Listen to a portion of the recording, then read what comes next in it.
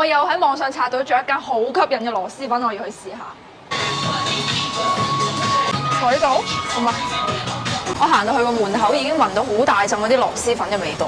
本身以為我叫嘅係咁大碗嗰盤，但係攞到上嚟。呢個套餐咧係一碗全家福同埋一杯豆奶，就係35蚊嘅。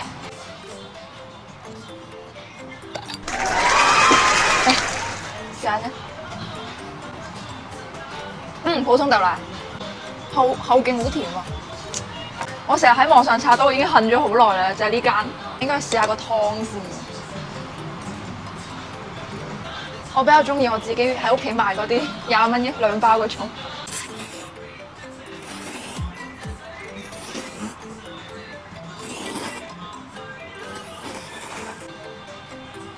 個粉好似個湯。個粉好爽，而且係已經有嗰啲湯嘅味道喺入邊。我係叫咗個微辣，我覺得呢個辣度咧就啱我呢啲想食啲辣嘢，但係又食唔到好辣嘅人。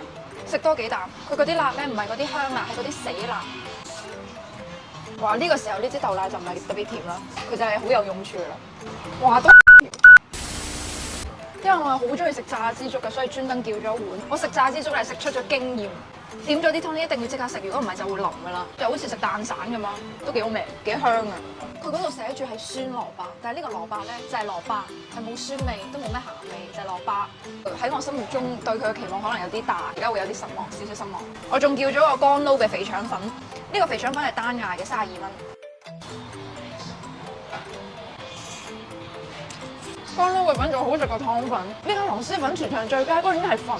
總體嚟講，我覺得呢碗粉嘅味道都還可以，佢嘅粉好多，而且啲料係唔少嘅。但係32蚊就真係貴咗少少，我覺得兩個粉嘅性價比都唔係咁高。